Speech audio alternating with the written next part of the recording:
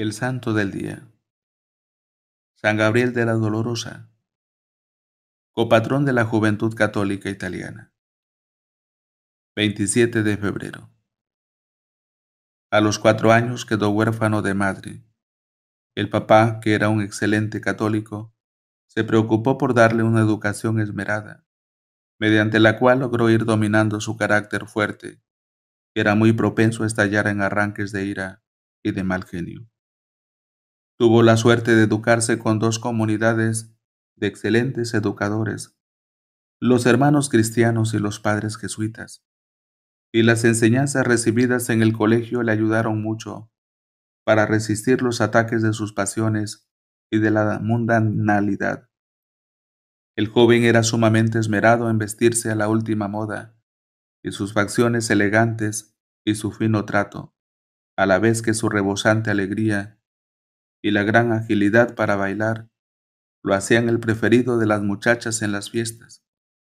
Su lectura favorita eran las novelas, pero le sucedía como en otro tiempo a San Ignacio, que al leer novelas en el momento sentía emoción y agrado, pero después le quedaba en el alma una profunda tristeza y un mortal hastío y abatimiento.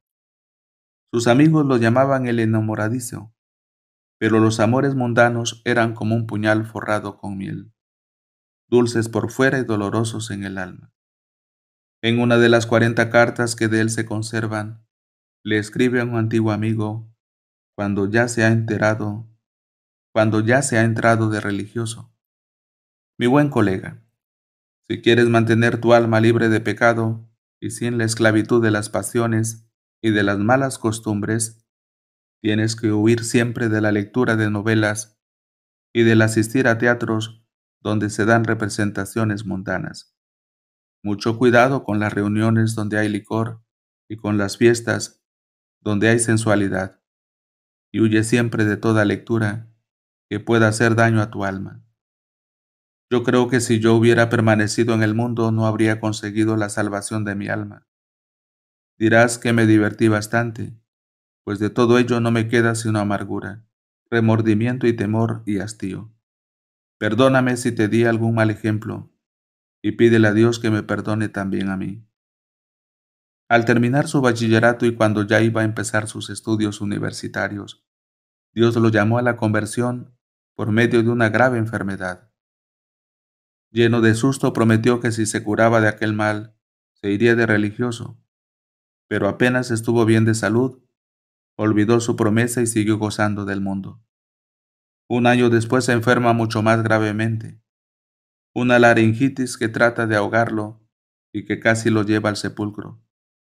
Lleno de fe, invoca la intercesión de un santo jesuita martirizado en las misiones y promete irse de religioso.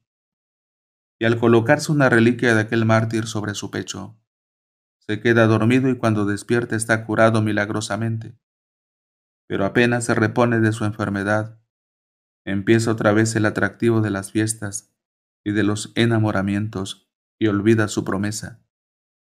Es verdad que pide ser admitido como jesuita y es aceptado, pero él cree que para su vida de hombre tan mundano, lo que está necesitando es una comunidad religiosa y deja para más tarde el entrar a una congregación de religiosos.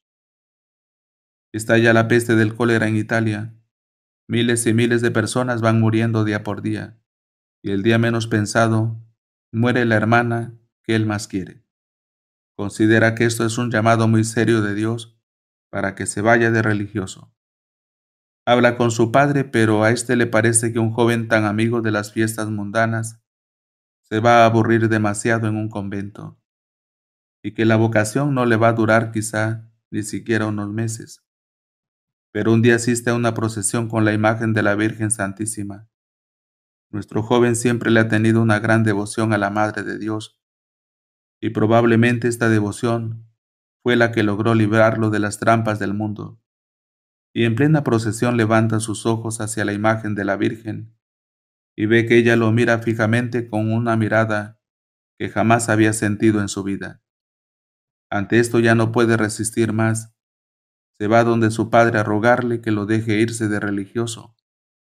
El buen hombre le pide el parecer al confesor de su hijo, y recibida la aprobación de este santo sacerdote, le concede el permiso de entrar a una comunidad bien rígida y rigurosa, los padres pasionistas.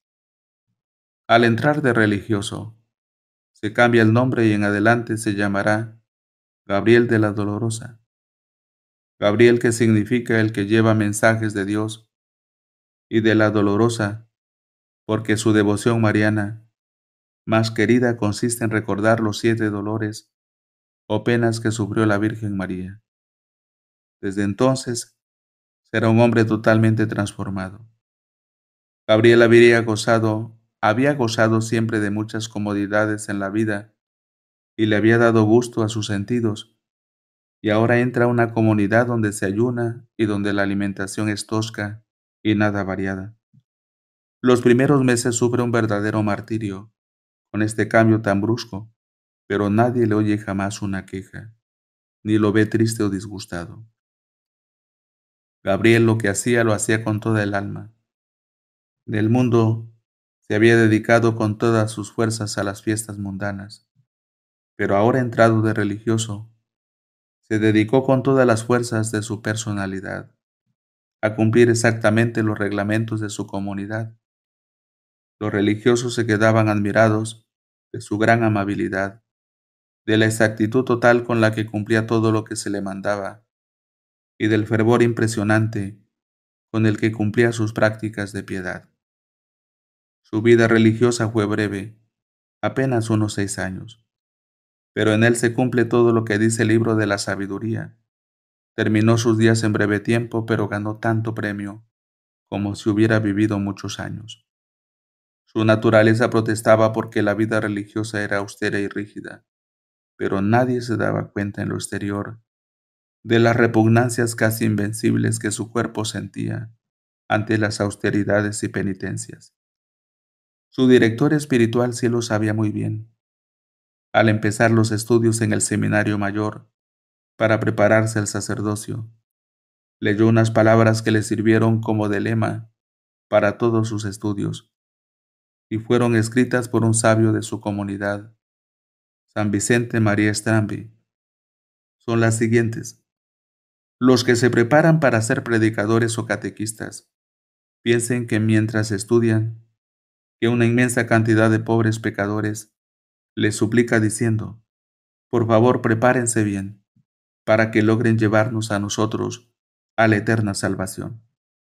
Este consejo tan provechoso lo incitó a dedicarse a los estudios religiosos con todo el entusiasmo de su espíritu.